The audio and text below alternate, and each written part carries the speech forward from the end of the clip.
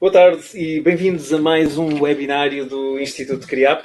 Hoje vamos abordar a temática da psicopatologia da criança e do adolescente. É inquestionável que ser-se criança hoje é muito diferente do que era há 10, 20 ou 30 anos atrás.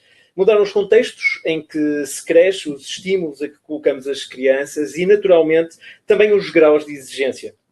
Mudaram igualmente as percepções das problemáticas infantis e juvenis, aqueles problemas que há 30 anos atrás víamos apenas como um facto de uma criança ser menos inteligente que o normal, ou que tem um comportamento mais errático ou disfuncional, e que eram assumidos como meros problemas de educação, hoje podem ter as suas razões fundamentadas em problemas como dislexias, autismos, déficits de atenção, perturbações de sono, ansiedade e hiperatividade. E é um pouco sobre isso que vamos falar durante o dia de hoje, este evento. Temos o prazer de ter connosco o Dr. Nuno Lobo Antunes. É licenciado em Medicina pela Faculdade de Medicina de Lisboa. Fez internato complementar de pediatria na Neurology Residency da Universidade de Columbia, Nova York. É diretor de clínica do PIN, onde é neuropediatra, especialista em perturbações de desenvolvimento, e é igualmente autor de vários artigos científicos nacionais e internacionais. Temos também do meu lado esquerdo o Dr. Gustavo Jesus, médico especialista em psiquiatria, com formação no Centro Hospitalar Psiquiátrico de Lisboa. É pós-graduado em psiquiatria de ligação e psicossomática e em intervenção cognitivo-comportamental. É igualmente professor assistente de psiquiatria na Faculdade de Medicina da Universidade de Lisboa e responsável pela consulta de perturbações do neurodesenvolvimento do adulto, intervenção em perturbação da hiperatividade e déficit de atenção do adulto e consulta de psiquiatria geral. Então, agradeço desde já a vossa participação. Apenas reforçar que os webinários do Instituto CRIAP, como já vem igualmente sendo do hábito, possibilitam a participação e a interação do público que está desse lado, colocando questões perante os nossos convidados. Essas questões vão cair aqui neste meu tablet e eu irei moderá-las naturalmente. Os participantes que também tiverem interesse poderão solicitar um certificado de participação neste evento. Para isso, esse certificado pode ser solicitado por um botão que se encontra do lado direito do ecrã, que terá naturalmente, portanto, acesso a esse pedido. Também poderão ter acesso à gravação deste evento através de um e-mail que seguirá para o vosso e-mail pessoal que lhe deram ao inscrever-se neste evento. Muito bem, vamos então iniciar a nossa primeira questão. Eu se calhar começaria o professor Nuno Antunes relativamente a esta questão das patologias das crianças e adolescentes. Eu gostava de, Sr. Doutor, que me dissesse em que é que consistem estas patologias, que tipo de patologias existem e quais são assim as mais recorrentes, digamos, neste contexto das crianças e adolescentes? Bom, para responder a essa questão em detalhe, vocês os dois iam-se embora e amanhã de manhã voltavam, porque de facto é tão extensa. Seja como for, eu creio que há alguns números que são interessantes e que eu acho que as pessoas teriam interesse em saber. Uma delas é que devem existir cerca de 100 mil crianças com perturbações de desenvolvimento em Portugal. Eu não sei exatamente de onde este número caiu, mas deve ser um número aproximado. Mas eu posso dizer, por exemplo, que em relação à perturbação de hiperatividade com déficit de atenção, entre 5% a 7% da população pediátrica provavelmente terá um diagnóstico de perturbação de hiperatividade e déficit de atenção. Em relação, por exemplo, às perturbações de espectro do autismo, em alguns estados dos Estados Unidos, a incidência ronda 1 para cada 40 rapazes. Uhum. O número de crianças com dislexia é muito grande. Essas são, digamos, as três patologias mais importantes. Eu, contudo, gostaria de dizer que a enorme maioria das crianças não apresentam um problema isolado, mas sim uma mistura de traços ou de diagnósticos que nós chamamos de comorbilidade, e que aquilo que eu alertava as pessoas que me estão a ouvir, porque é essa a minha experiência, é que muitas vezes os diagnósticos são feitos em relação às perturbações de desenvolvimento é aquilo que é mais óbvio, aquilo que é mais aparente, sobretudo no que toca ao déficit de atenção. E não são feitas as perguntas em detalhe em relação a todos os elementos do seu desenvolvimento. As pessoas muitas vezes preocupam-se muito com o sintoma atual e não se preocupam tanto em perceber traços e aspectos ao longo do desenvolvimento, desde a infância até a idade atual. E aquilo que nós também gostaríamos de fazer é poder prever o futuro através dessa linha de desenvolvimento.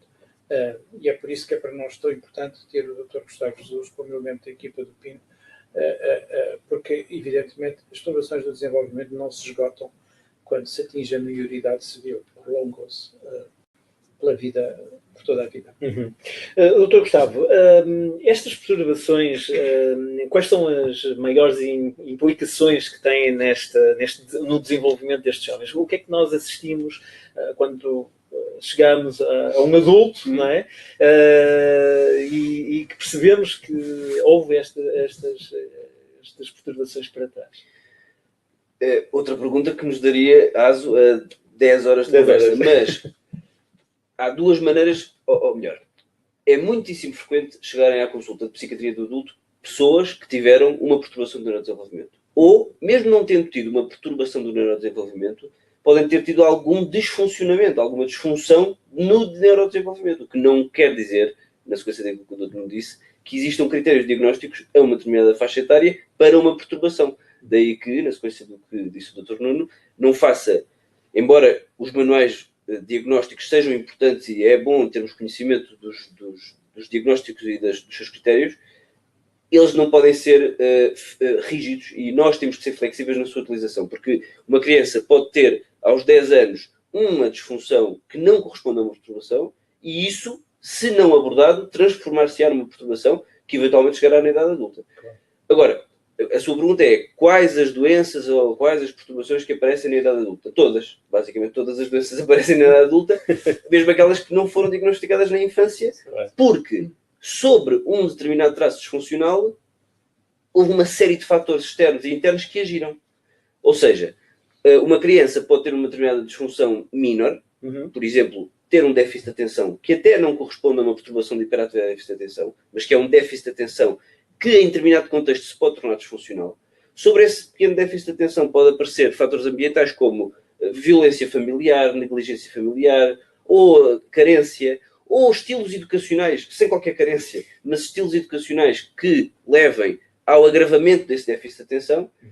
E depois, a entrada na adolescência é uma fase em que todos estes traços disfuncionais normalmente se agravam.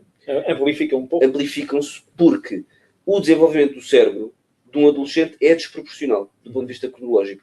De maneira que, portanto, se virmos um mapa de um cérebro, digamos assim, o cérebro tem várias regiões, que não vale a pena estar aqui a aprofundar, mas basicamente, durante a adolescência, o cérebro desenvolve-se da seguinte maneira.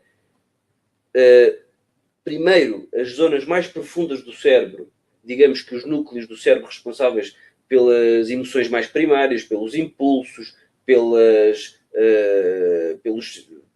sei lá, pela necessidade mais imediata, portanto, pelo go, no go, desenvolvem-se inicialmente. E depois, mais tardiamente, uma região mais superior do cérebro, mais pré-frontal, nomeadamente aquela que contém a impulsividade, não é? Que dá o filtro social, o filtro comportamental, a contenção das emoções, a regulação das emoções. A parte mais pré-frontal. Precisamente, que acontece mais tardiamente no desenvolvimento. Portanto, já no fim da adolescência e início da idade adulta. Isto significa que há ali um gap em que houve um grande desenvolvimento cerebral, digamos, primário, se é que podemos dizer assim, profundo, ao qual não corresponde um desenvolvimento de um filtro. E isso faz com que, na adolescência, depois, os pequenos traços, claro que se não havia traços nenhum disfuncionais, excelente. Claro. Aparece o adolescente. Sim, e o adolescente ele próprio já é habitualmente algo disfuncional. Claro. Daí que se diga, estás na idade da prateleira, toda a gente já passou por essa fase, depois eu na tua idade também tinha a mania que era esperto. Portanto, o adolescente, por si, é uma personagem, por causa disto que eu acabei de dizer. Ora, se o adolescente vier de uma criança que já tem qualquer traço disfuncional, muito provavelmente isso vai se tornar uma perturbação. Se isso não for abordado nessa altura, é certo que na idade adulta vai surgir uma perturbação. E depois as perturbações mais frequentes, eu sei que me quero mandar calar. Não, modo eu algum. gostaria de acrescentar aqui um aspecto que me parece importante, que me parece mesmo fundamental. Há um certo hábito, pelo menos eu vejo isso muitas vezes escrito em relatórios que vêm de outras instituições e de outros técnicos, de dizer que não corta para a disfunção X. E é como se a aplicação de um questionário, enfim, a partir de um determinado valor tem perturbação, abaixo desse valor não tem perturbação. As pessoas não entendem, em primeiro lugar, que esses questionários são instrumentos de screening, não são instrumentos de diagnóstico. Depois, existe sempre alguma subjetividade nas respostas. E depois, mesmo que não cote, não é verdade, a existência de traços pode ser absolutamente significativa e importante e exige vigilância e exige intervenção. Pois. E, portanto, não cota, não tem, não. Nós não funcionamos assim. Temos que compreender qual é a importância e o impacto que tem naquele momento para aquela criança, aquele traço, aquela característica, não é verdade? E qual é a probabilidade dela vir a desenvolver-se, não é? E em que sentido? Okay. E eu diria que, em princípio, se um pai e uma mãe se dão ao trabalho e ao desconforto, ao incómodo e à angústia de trazer uma criança para uma consulta e dizer nós temos aqui um problema que não sabemos como resolver, atribuir a responsabilidade do problema aos pais e à má educação, os senhores é que não prestam atenção, os senhores eu diria 99,9% das vezes errado. Pois. Sim, demonstra pelo menos alguma preocupação. E mesmo que seja certo, não deve ser feito. Exatamente. Porque se as pessoas fizeram mal, não foi porque quisessem fazer mal. Sim, claro. Porque, em princípio, também em 99,9% dos casos, as pessoas que erram no estilo educacional não erram porque queiram que o filho fique mal desenvolvido. Claro. Portanto, se eles procuraram a nossa ajuda, e por acaso nós até achamos, numa exceção dos casos, que a culpa até é dos pais, é porque os pais precisam de intervenção. Portanto, mais uma vez, tem que haver uma intervenção. Porque é o que eu digo, na sequência disto, sobre uma base minimamente disfuncional, pode-se gerar uma grande disfunção. E, portanto, é óbvio que a intervenção na infância e na adolescência, porque quanto mais precocemente, melhor. Sim, claro. Mas a intervenção na infância e na adolescência, daí a pertinência deste webinário, esta intervenção nesta fase é muito importante e pode ser life-saving, se é que podemos dizer assim, no sentido de evitar que a perturbação se instale e que se torne muito mais difícil de tratar. Sim, até porque depois, como diz o doutor, não surgem as comorbilidades. Claro. E por isso é que depois na idade adulta a grande maioria das perturbações as perturbações de ansiedade e as perturbações depressivas, sem dúvida nenhuma. Sim. Mas isto está sobre uma série de outras coisas, nomeadamente traços da personalidade, traços de funcionamento, déficit de atenção, dificuldades na relação interpessoal, que eventualmente podem representar pequenas gotas de um espectro de autismo, por exemplo. E que são tão importantes aí por volta do 10º ano, 10º, 11º, 12º, quando o material se torna mais abstrato. É um problema que eu encontro com imensa frequência e que é muitas vezes depois atribuído à preguiça ou até a desatenção, que é também a dificuldade na compreensão, na metacognição, quer dizer, nos segundos sentidos, a compreensão de quando uma professora acentua uma palavra ou uma frase, isso tem para essa professora um significado especial e, portanto, provavelmente sai do texto. Ou que aquilo que aprendeu de uma determinada maneira pode ser perguntado de maneiras diferentes e trata-se da mesma questão. Este tipo de dificuldades, não é verdade? Depois, muitas vezes, são acompanhados de grande ansiedade claro, e muitas vezes absolutamente não diagnosticadas ou mal compreendidas. Eu acho que são aspectos muito relevantes. Nós temos já uma primeira questão que nos é enviada por uma nossa participante, de nome Joana. Ela pergunta o seguinte: podemos dissociar a hiperatividade do déficit de atenção? Ok. Eu creio que posso responder a isso e depois o Gustavo dirá também sua justiça. Eu diria que absolutamente. Ou seja, enfim, no DSM-5, no livro que trata destas coisas, distingue os casos mistos do déficit de atenção sem hiperatividade, do déficit de atenção com hiperatividade. Okay? Eu diria que isso é um corte transversal, é uma fotografia. Okay?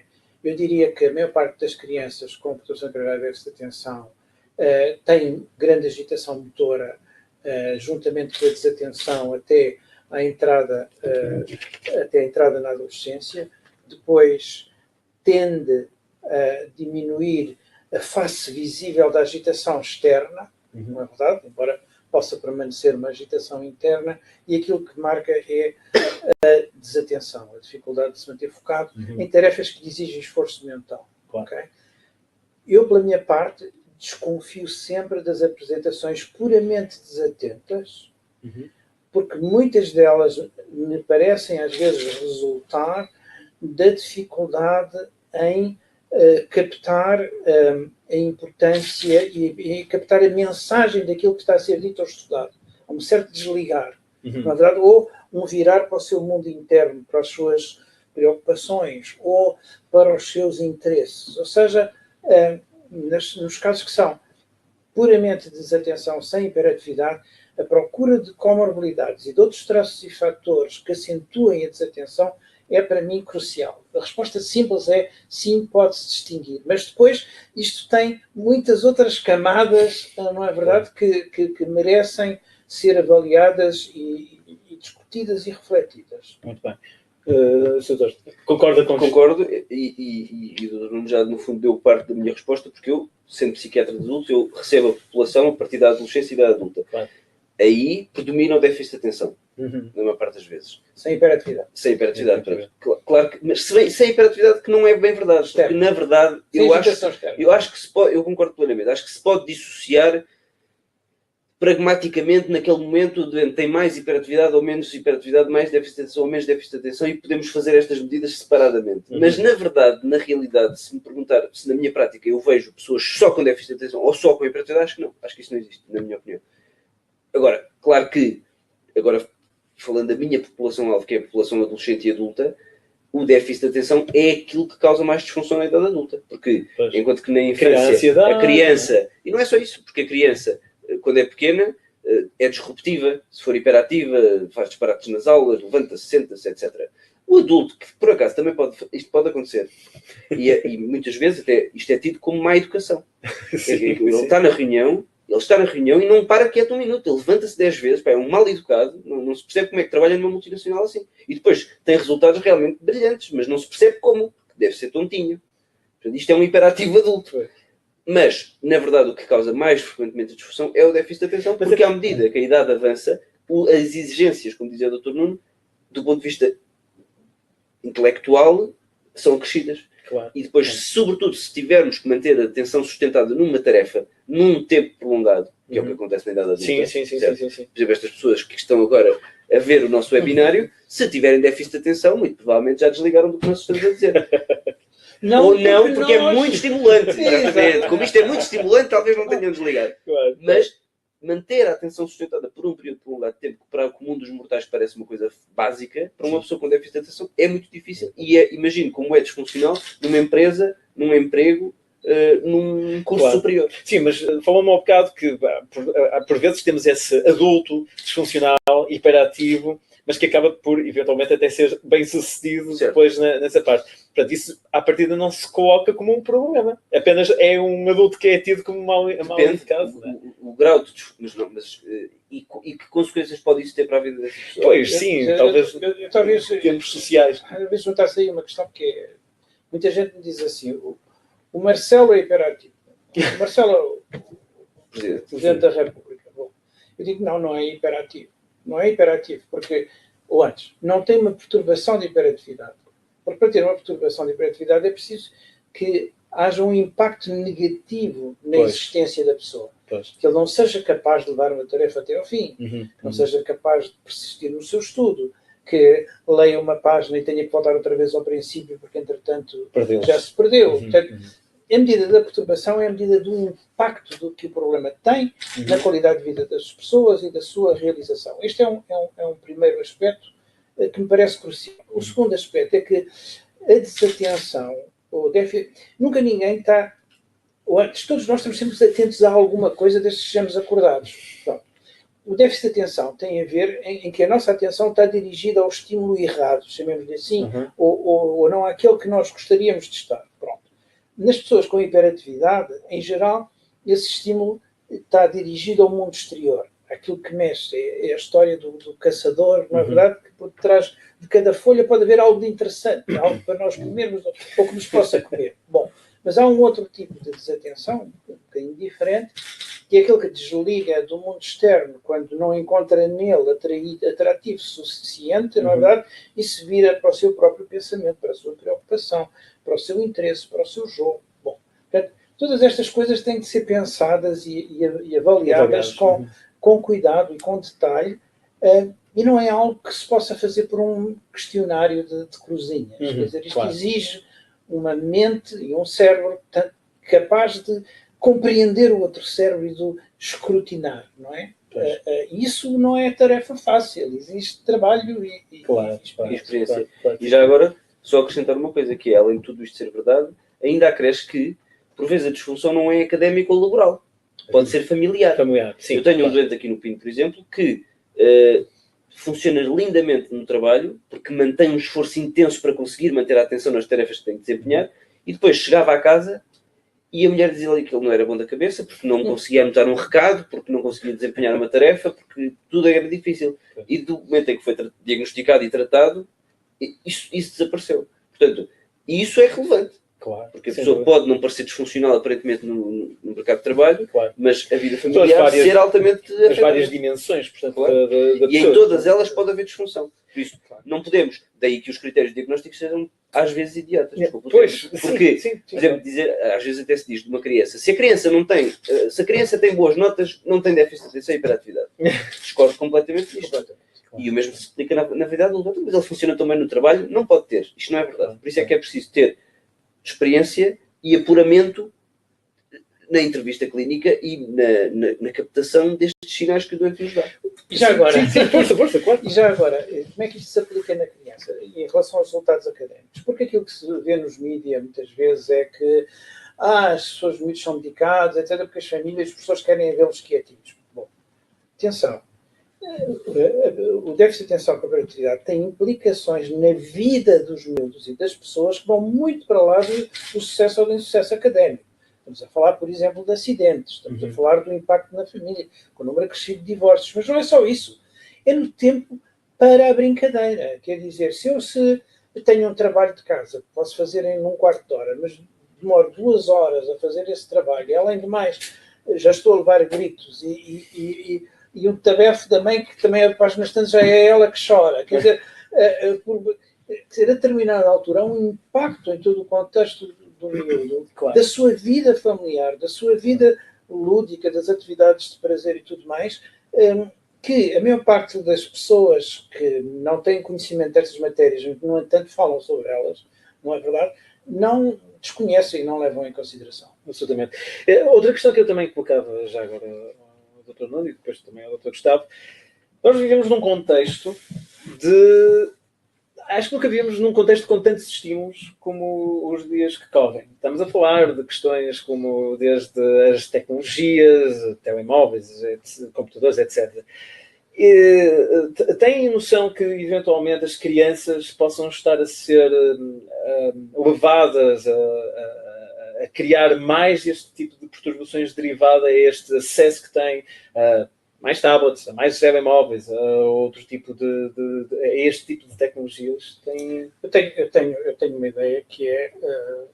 não tem nada a ver com isso. Não tem nada a ver com as tecnologias, não tem nada a ver com os ecrãs, não tem a ver com nada com coisíssima nenhuma dessas. Quer dizer, nós acreditamos que se trata de uma disfunção com base genética, não é verdade? O impacto da genética no déficit de atenção e hiperatividade é tão grande quanto é para a estatura. Evidentemente, enfim, mais altos, filhos altos, mais baixinhos, filhos baixinhos, sim. Enfim, com as exceções. Mas, quer dizer, tem o mesmo tipo de impacto. E, portanto, atribuir a fatores externos a responsabilidade da perturbação não me faz nenhum sentido. Dito isto, é evidente que os estímulos dos jogos, etc., são ideais para um miúdo com déficit de atenção, porque aquilo é muito estimulante e, portanto, prende-se muita atenção. As pessoas muitas vezes dizem-me assim, os pais, sobretudo, os pais homens, dizem assim, déficit de atenção, aquilo que não lhe interessa, porque se vê-se no computador está lá dentro. Bom, Eu costumo dizer, olha, eu nunca sei onde é que deixo o telemóvel, onde é que deixo as chaves do carro. Bom, mas os 90 minutos do Porto Benfica, quer dizer, pode rebentar uma bomba que eu estou ali completamente focado, porque a questão não se coloca para os estímulos, porque são muito estimulantes, não é verdade? A questão põe-se, é diferente um jogo de tablet da aula de história de uma professora monótona. Claro, não é verdade? Claro. E, portanto, eu diria bem-vinda à tecnologia. A tecnologia é absolutamente fantástica. Eu tenho a maior biblioteca do mundo no meu bolso. É verdade. E isto permite o acesso, a democratização da informação. É um fator absolutamente extraordinário. Antigamente, só quem tinha bibliotecas é que tinha acesso a isso. É que tinha acesso à informação. Portanto, isto permitiu uma igualdade de oportunidades e muitas outras que eu acho absolutamente notável. Portanto, bem-vindo à tecnologia. A tecnologia bem utilizada é absolutamente extraordinária e, portanto, não é ela que provoca problemas. Podemos utilizá-la mal, mas não é ela que provoca problemas. E no caso do adulto? Eu, no caso do adulto, diria exatamente o mesmo. Eu estou completamente de acordo e até vou acrescentar uma coisa, porque esse tipo de pergunta vem muito na senda de uma série de estudos que são publicados sem qualidade nenhuma, que dizem que, por exemplo, crianças que passam mais tempo a olhar para a televisão têm mais PHDA, têm mais perturbação de PHDA na televisão. Mas é exatamente o contrário. Elas olham mais tempo para a televisão porque têm déficit de atenção e, portanto, desenvolvem uma coisa que se chama hiperfoco para aquilo que é altamente estimulante.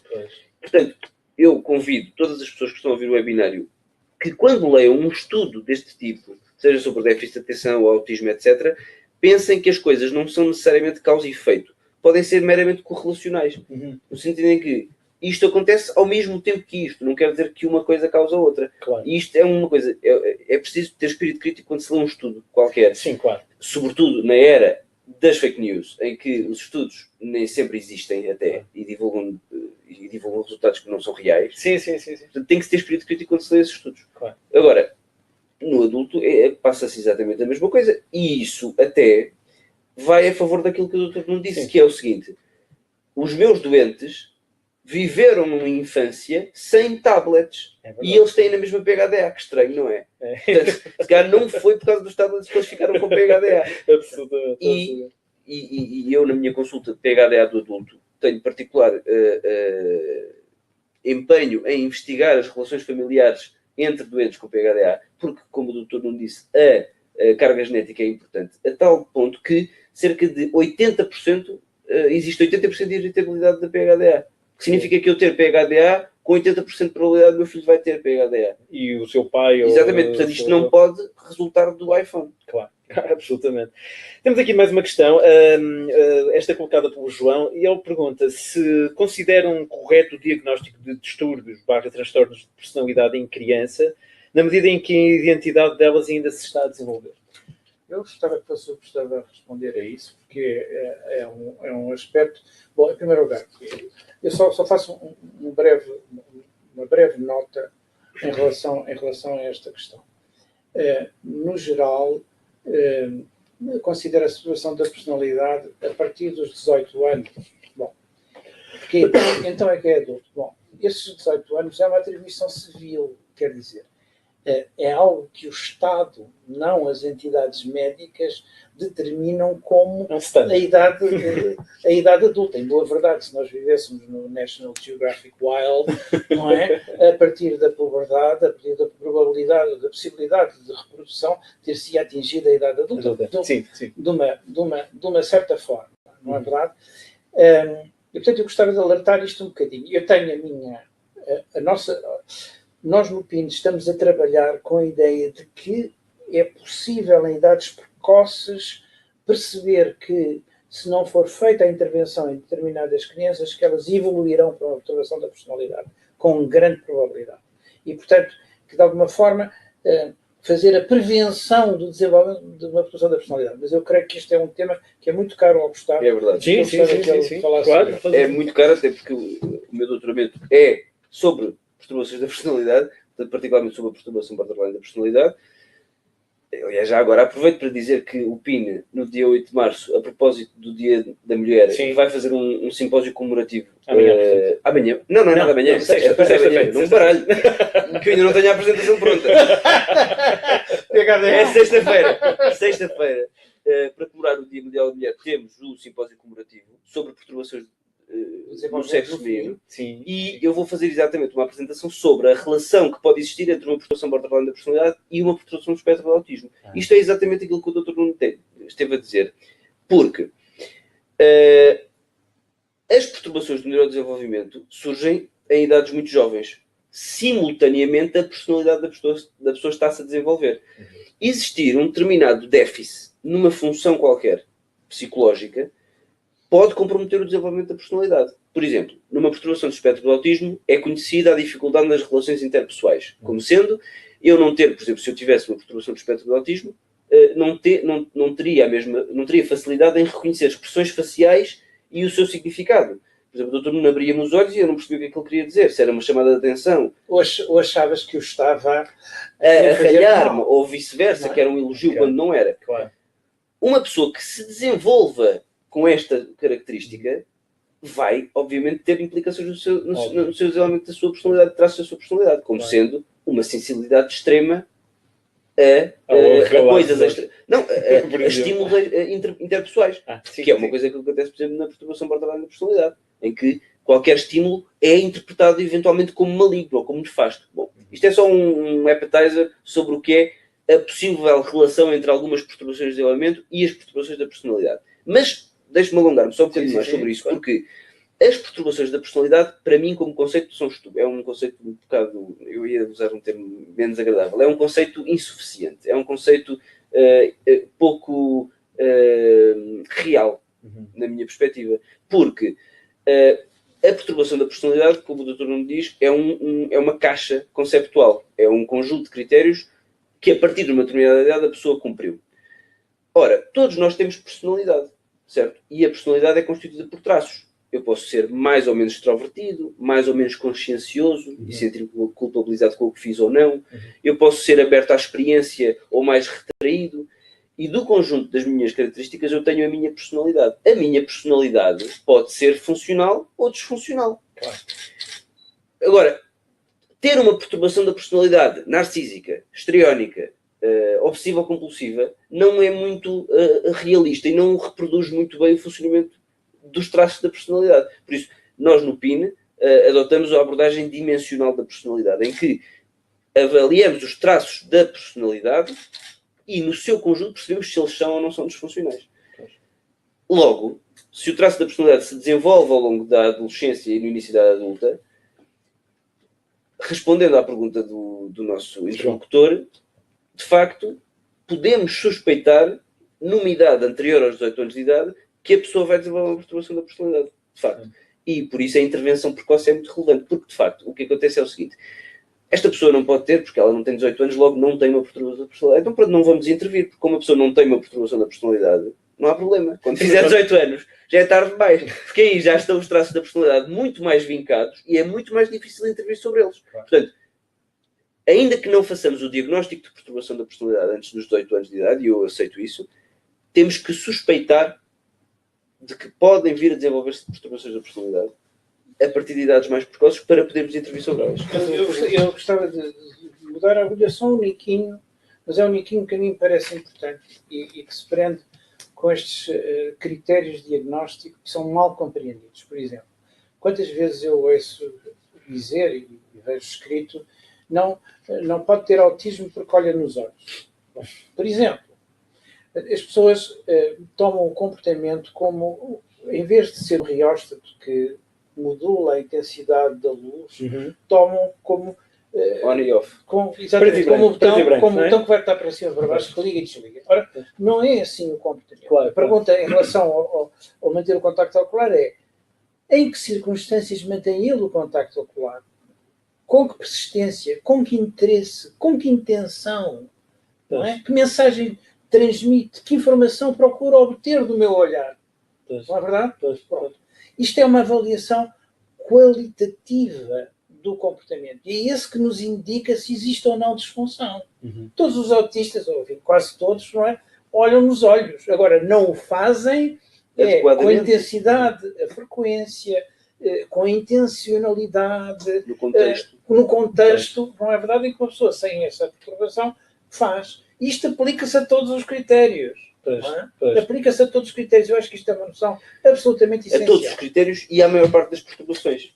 E por isso é que o conceito de espectro, que ainda não abordámos aqui, mas que é muito importante na nossa prática, é tão relevante, porque de facto as perturbações neuropsiquiátricas e do neurodesenvolvimento, na sua grande maioria, não se apresentam num estilo preto ou branco, on e off. Apresentam-se em espectro, em que a pessoa pode ter uma grande expressão da patologia, da perturbação, ou uma pequena expressão, ou então uma série de variações de cinzento. No caso do autismo, por exemplo, focando essa ideia do preto ou branco, é que é tudo uns cinzentos, não é? Mesmo se aplica ao déficit de atenção, claro. Mesmo se aplica às perturbações do humor.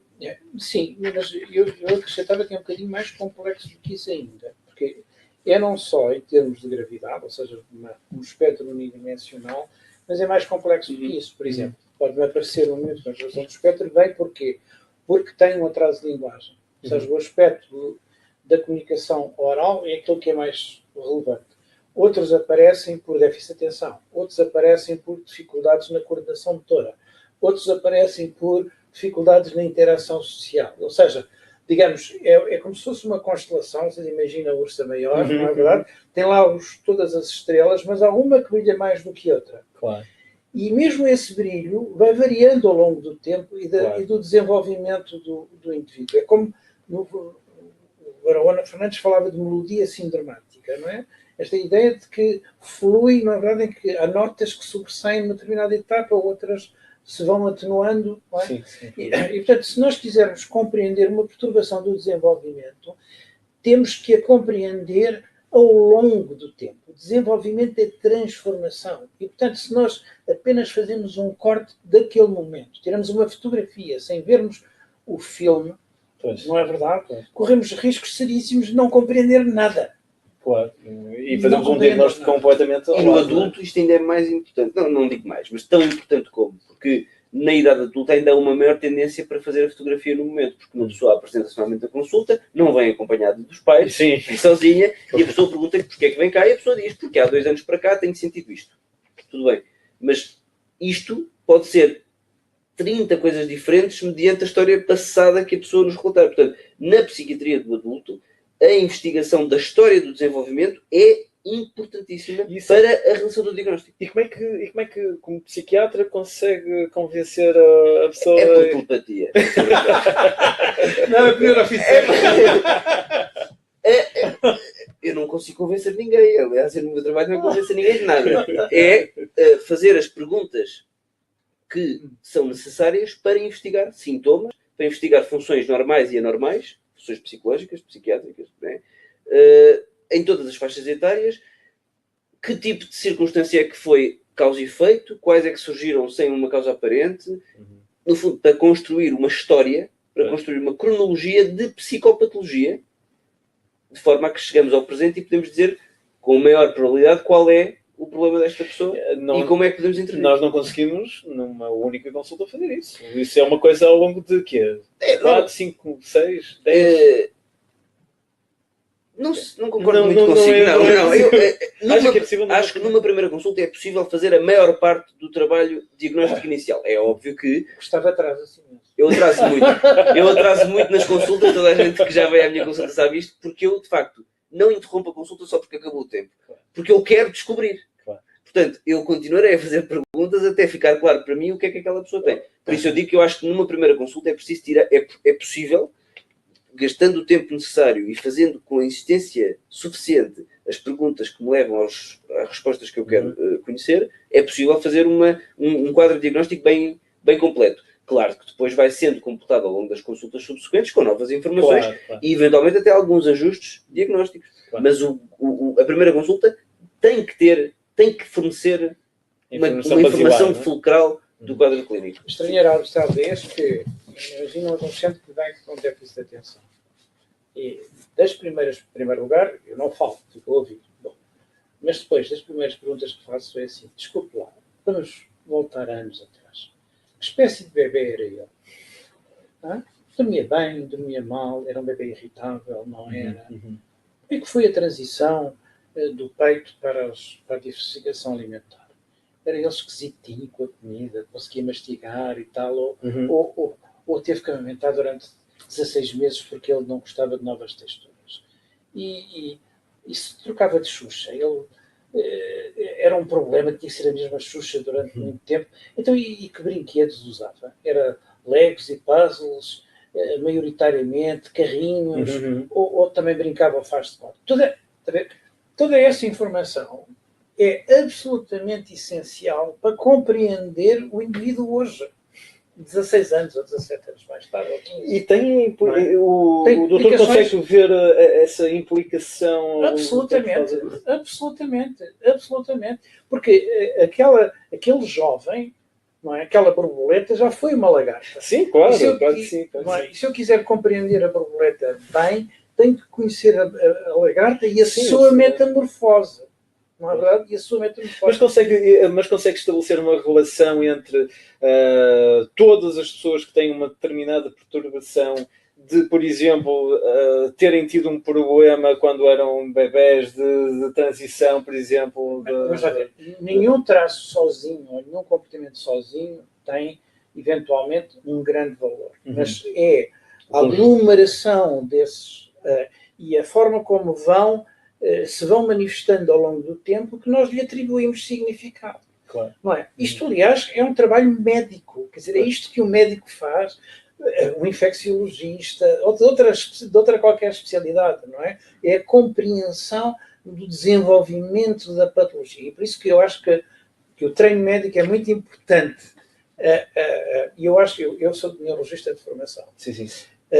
E acho que essa compreensão da patologia do sistema nervoso, outra que não exclusivamente a emocional, enriquece a formação e enriquece a compreensão dos problemas, eu diria. Naturalmente. Eu ia lançar aqui mais uma questão. Esta é colocada pela Nádia Horta. Portanto, começaria também pelo doutor Nuno, depois passaria para o doutor Gustavo. Como profissionais que lidam com crianças no caso, o doutor Nuno, que lida com crianças com autismo, ela gostaria de saber para que tipo de intervenções costumam reencaminhar os pais cujo filho recebeu um diagnóstico de perturbação do espectro do autismo no âmbito da vossa prática clínica. Que linhas de intervenção é que estão disponíveis normalmente para estes pais? Bom, vamos lá ver. No PIN nós temos uma equipa multidisciplinar, não é verdade? Bom, no geral, eu tenho um princípio geral, é de que se as pessoas vêm à minha consulta porque querem saber a minha opinião, eu digo-lhes aquilo que eu penso ser a verdade. Ou seja, se eu penso que a criança tem uma perturbação do espectro do autismo, é isso que eu direi aos pais. Acrescentando, eu posso enganar-me, mas é esta a minha convicção. Ok? Posto esta afirmação e esta revelação, nós estaremos aqui sempre disponíveis para vos ajudar e para ajudar o vosso filho. Pronto. Esse é um aspecto. E depois temos geneticista, temos terapeutas de terapia familiar, temos os próprios terapeutas que se dedicam ao autismo e que fazem treino parental. Temos uma rede alargada de suporte, não é verdade? Temos um psiquiatra de adultos, se tal for o caso. Agora, portanto, eu acho que a intervenção começa com o primeiro médico que formula o diagnóstico. E cada dia que passa já não volta. E, portanto, eu não sou daquelas pessoas que dizem, vamos ver, ele ainda é muito novo, ainda é muito pequenino, ainda é preciso. Não é preciso nada. No geral, não é preciso. Quer dizer, se vem é porque quase sempre existe um problema. E esse problema tem um nome. E quanto mais cedo nós o encararmos, o enfrentarmos, demos solução, porque a criança merece isso. A criança merece um diagnóstico precoce, porque esse diagnóstico precoce tem implicações em termos de intervenção. Portanto, é de justiça para o que nós temos advogados da criança. Somos advogados da criança. E, portanto, por muita dor e que o diagnóstico a angústia que o diagnóstico possa causar aos pais, é nossa obrigação estrita usarmos a nossa competência, a nossa experiência e pô-la ao serviço também daquela criança, que é, de facto, de quem nós defendemos. Eu não sei se o Gustavo está de acordo. Estou completamente de acordo. E até da minha experiência como psiquiatra de adultos, até direi que, na maior parte das vezes, não causa mais dor, causa menos dor. A pessoa normalmente sabe que o filho tem um problema. Pois, não e, sabem portanto, o que é. E é muito, já viu a angústia que é ter um filho e achar que o filho não é normal, mas não saber porquê. Portanto, ter uma resposta a essa pergunta alivia a dor. Além de aliviar o sofrimento, é uma porta para respostas. Porque a partir do momento em que eu tenho um diagnóstico, ainda que provisório, e digo provisório até porque se o diagnóstico, neste caso estamos a falar particularmente do autismo, parece-me, porque o autismo é um diagnóstico que requer uma intervenção mais precoce possível, porque ela é determinante no prognóstico a longo prazo. E isso está mais que estudado em estudos com qualidade científica, que a intervenção precoce na perturbação do espectro do autismo melhora o prognóstico a longo prazo. E melhora a integração social, e funcionamento social, funcionamento laboral, familiar, etc. Portanto, ter esse diagnóstico permite que se comece a intervenção. Portanto, as respostas começam a aparecer. Portanto, na verdade, eu acho que eu sou completamente a favor disto também, que o doutor me disse, e nos adultos faço o mesmo. Claro que tem que haver um grau de certeza no diagnóstico para comunicar o diagnóstico. Claro. Mas assim que esse grau existe, eu comunico o diagnóstico, porque o diagnóstico permite apaziguar o sofrimento e começar a intervenção. Muito bem. Nós temos aqui uma questão muito, muito curiosa. Estamos a falar agora de mudar um pouco a temática, mas é colocada também por uma participante nossa, a Joana, que fala sobre o seguinte. Ela questiona se é possível falarmos em distúrbios de sexualidade num jovem de 10 anos. Ela tem um caso de um jovem dessa idade que tem comportamentos muito desajustados com as meninas. Em consulta, a criança refere que não quer sequer modelar a sua conduta, pois refere que tem prazer nas suas ações. A questão é, podemos falar nessa questão de uma perturbação ou um distúrbio de sexualidade em alguém tão novo? Eu não sei o que da sexualidade propriamente, eu diria que não. Agora, em primeiro lugar, obviamente, faltam detalhes. Falta imensa informação para nós podermos formular uma resposta. Mas eu diria o seguinte, por exemplo, em termos de orientação sexual de uma forma mais geral, há muitas vezes sinais precoces de qual vai ser a orientação futura, sobretudo em rapazes. Não é? E, portanto, a ideia, evidentemente, que a ideia de que se pode curar a homossexualidade, como aconteceu há pouco, quer dizer, é uma ideia, de facto, um bocadinho pateta e patética. Não é? Claro. E eu creio que nós apreciamos muitas vezes, sobretudo, se eu posso pensar, sobretudo em rapazes homossexuais, mas não só, que muitas vezes o tipo de interesses, o tipo de gostos, o tipo de brincadeiras, etc., muito precocemente, não é verdade, se diferenciava dos rapazes do seu grupo. Do seu grupo. Portanto, embora eu não acho que se possa definir como uma disfunção da sexualidade, eu não estou a dizer que a homossexualidade seja uma disfunção sexual, estou a dizer é que, em termos de orientação, há muitas vezes sinais precoces que indicam, ou seja, que a sexualidade, de alguma forma, está presente em idades muito precoces. Eu não sei se tu estás confortável com isto que eu estou a dizer. Eu acho que, embora a minha experiência aí seja parca, porque eu só trabalho com adolescentes em que aí, de facto, a sexualidade já está muito mais definida. Ou, pelo menos, há uma busca pela definição de conceitos sexuais que na infância não há. Portanto, eu não tenho conhecimento científico suficiente para responder a essa pergunta. Agora, o que se pode dizer é que eu também concordo que a sexualidade está presente desde muito precocemente. Pronto, o doutor não terá mais, estará mais preparado para responder a essa pergunta, porque a população-alvo do trabalho dele é essa. Sim. Agora, se para uma criança ter um comportamento que é de tal maneira disruptivo, que foi levado a uma consulta de psicologia, imagino, e que as pessoas estão preocupadas e que as meninas à volta sentem-se, pelos vistos, ofendidas, e os adultos que observam o comportamento acham isso estranho. E ele obtém prazer por isso. Eu não sei o que é isso, para começar, porque ela não explica qual é o comportamento, mas, quer dizer, provavelmente há alguma disfunção. Claro. Há alguma disfunção. Qualquer coisa, pelo menos, que... Agora, se é sexual, se é comportamental mais global, porque imaginemos, se é um mero interesse. Pode também... Exato, pode ser um interesse mais precoce do que é habitual. Claro. Pode começar a manifestar o interesse sexual mais precocemente do que é habitual. Até lhe digo que pode até haver aí patologia hormonal. Sim, porque não sabemos se há um desenvolvimento precoce, uma puberdade precoce. Isso é tão vasto. As respostas são tão... Claro, são tantas possíveis que é difícil responder. Para falar com qualquer espécie de segurança. Há aqui uma outra questão também colocada por outra participante, a Catarina. Ela perguntou o seguinte: qual é a melhor maneira de se relacionar com um adolescente que exibe sintomas de bipolaridade, sendo que este muda de humor muito depressa, apresentando explosões de falta de paciência para falar como logo de seguida conversa normalmente?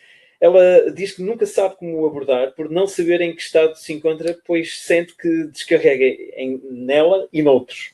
O adolescente está a ser seguido psicologicamente. Primeiro, manifesto-me veementemente contra a palavra bipolaridade, porque acho detestável usar. Portanto, a pessoa tem doença bipolar? Sim ou não? Provavelmente não, pela descrição que ela faz. Naturalmente aqui faz uma oscilação do humor. Não sei sequer se é do humor, porque o que ela diz é que o jovem tem explosões emocionais reativas a situações que lhe acontecem no dia-a-dia. Certo? Portanto, o jovem explode, tão depressa está contente, como a seguir falta-lhe a paciência, explode e a seguir fica irritado. Exato. Não sabemos mais do que isto. Sim. Mas com isto, para mim isso é um adolescente. Ponto. Como dizia a outra, ponto final do parágrafo. Agora, claro que isto está a causar disfunção, logo não pode ser um adolescente apenas, é um adolescente que provavelmente tem pelo menos uma desregulação emocional. Agora, ter uma desregulação emocional é muito diferente de ter uma doença bipolar. Uma doença bipolar é outro campeonato de patologia com uma gravidade e um tipo de manifestação clínica completamente diferente. Uma genética. Exatamente. E eu já agora, já que estamos a ser ouvidos provavelmente por muita gente, até acho que do ponto de vista da saúde pública é importante dar esta mensagem. Quando a pessoa diz: porque tu tão depressa estás bem como tão depressa estás mal, tu de manhã acordas bem disposto e à tarde estás triste. Isto não é doença bipolar. A doença bipolar é uma alternância de estados do humor sustentada em que durante vários dias a pessoa encontra-se com sintomatologia depressiva predominante, depois durante algum período de tempo mais prolongado sintomatologia que corresponde à ilação do humor ou à elevação do humor. Claro que isto é muito simplista, porque depois existem outras variantes do quadro, como irritabilidade, como estados mistos, mas isto são doenças que se desenvolvem raramente nestas idades, desenvolvem-se um pouco mais tardiamente. Sim, Agora, isto que ela descreve parece ser desregulação emocional. Desregulação emocional pode ser muita coisa. Pode ser uma pessoa com déficit de atenção e hiperatividade que esteja a regular mal as emoções, pode ser uma criança com uma perturbação do espectro do autismo que tem a tal falta de sensibilidade às emoções alheias e, portanto, responde erraticamente às emoções dos outros ou às circunstâncias do dia-a-dia. Pode ser também... aparentemente errático. Exatamente, aparentemente errático. Pode ser também, de facto, um pródromo de uma doença bipolar. Pode ser. Mas agora, como é que se... a maior parte das vezes não é. Mas como é que se consegue trabalhar um adolescente assim? Como é que se fala com ele? Como é que se tenta apurar a informação dele? Como se faz com todos os outros adolescentes. Tem que se fazer uma consulta, uma entrevista clínica completa, abordando todos os fatores transversais, cronologicamente, que já tivemos a abordar anteriormente. Portanto, é, mais uma vez, importante colher a história toda. Mas e se ele demonstra esta falta de, digamos, de paciência? Ela diz aqui estas explosões que ela depois não consegue controlar. Eu gostaria de sublinhar aqui um aspecto. Estou a falar, por exemplo, de crianças com perturbações do espectro que nunca foram diagnosticadas. Há muita gente que fala de perturbação de oposição e desafio. Nós, no PIN, desenvolvemos um trabalho, uma reflexão, e nós não acreditamos que exista uma perturbação de oposição e desafio. Acreditamos que existem comportamentos de oposição e desafio. E esses comportamentos de oposição e desafio têm a sua origem numa diferença de perspectiva perante as circunstâncias e os acontecimentos entre o adulto e a criança. A criança vê o acontecimento de uma determinada maneira e reage adequadamente de acordo com a sua visão, não é? O adulto tem uma outra interpretação, não compreende de onde a criança vem e choca. Isso provoca uma escalada. Na verdade, sim. A criança fica mais ansiosa e o adulto, por exemplo, agarra no braço. Se a criança tiver uma hipersensibilidade, se vai sentir-se presa e reage dando pontapés e tudo aquilo parece tudo aquilo desproporcionado e cria, na verdade, um ciclo e uma escalada, não é? Para o adulto aquilo partiu do nada. Não é? Mas para a criança, não. Houve um acontecimento que inteiramente justificou o seu comportamento. E, portanto, é, no fundo, uma comédia quase de mal, uma tragédia de mal-entendidos de um lado e do outro. E é preciso muita experiência, muita argúcia, não é verdade, para isolar os elementos e fazer a tradução daquilo que é o comportamento da criança para a linguagem do adulto. Não é? Mas um profissional tem que perceber isso e cortar no momento correto. Mas tem que dar estratégias aos pais. A maior parte destes miúdos, muitos destes miúdos não têm ainda o desenvolvimento cognitivo para que sejam verdadeiramente acessíveis à intervenção psicoterapêutica direta. Portanto, o trabalho que nós fazemos muitas vezes em crianças mais pequenas é o terapeuta é o pai ou a mãe a quem o terapeuta dá o técnico dá estratégias, não é verdade, que ele depois aplica no concreto em casa. Eu acho que nós temos feito um trabalho absolutamente excepcional e inovador nesta área. O envolver da família. É um conceito muito importante. É de que toda a criança problemática tem um problema. Quer dizer, existe sempre uma explicação para aquele comportamento. Nada acontece. As crianças não embirram por querer. Não é? Só para testar e medir a força. Não, a coisa não acontece. Ela quer ser amada. Até, e comparado agora com uma patologia que surge também na infância, mas sobretudo na idade adulta, por exemplo, sintomas psicóticos, isto para dizer, por absurdo, tem sempre uma justificação para o comportamento. Mesmo que a pessoa esteja psicótica. Porque se eu agora achar que vêm OVNIs buscar-me, eu vou-me pirar daqui. E para vocês isto é incompreensível. Mas percebe como, para o indivíduo, há sempre uma explicação. Portanto, tem que haver uma explicação. E o papel do técnico e do médico é compreender essa explicação. É para dar compreensibilidade ao comportamento da criança, do adolescente ou do adulto. E para isso é preciso o adolescente, jovem ou adulto confiar na pessoa. Isso é outra coisa fulcral, que é criar a confiança, o elo de confiança. Exatamente. E tem que se tentar explorar primeiro os interesses do indivíduo. E isto aplica-se também ao adulto. Menos, porque o adulto vem, em princípio, mais preparado para revelar aquilo que o preocupa. E o adolescente vem um bocado... E o adolescente às vezes vem porque o pai o arrastou. Ou porque a mãe o arrastou. Portanto, com o adolescente, que também é muito frequentemente os meus doentes são adolescentes, é preciso ter a confiança do adolescente. E isso é possível ter essa confiança. Tem que se explorar os interesses do adolescente, perceber o adolescente, por vezes, vai para a consulta já magoado com tudo o que se passou, porque ele não é compreendido pelos adultos. E depois vem mais um adulto, que é o médico, que também não compreende, porque ouviu o que os pais disseram. E eu frequentemente recebo os adolescentes aqui no Pinho e que me dizem, pois porque não, eu fui, para quê esta conversa? Porque eu já fui a 4 ou a 5 psicólogos. Vocês no fim acreditam tudo o que os meus pais dizem, para que é que eu vou estar aqui a falar? Vou estar aqui a perder o meu tempo. Pois é o que eles dizem. E o que eu digo não vale de nada. Portanto, e isto é recorrente. Portanto, esta mensagem é importante que passe, porque só assim é que se consegue chegar ao adolescente e depois tratá-lo. Claro, absolutamente. Tem a Filipa, outra participante aqui, também faz aqui uma questão, não sei até que ponto isto é possível quantificar, mas qual é a probabilidade de 2 irmãos terem síndrome de Asperger? É elevadíssima. É possível quantificar, mas o doutor Nuno pode responder. Sim, é possível.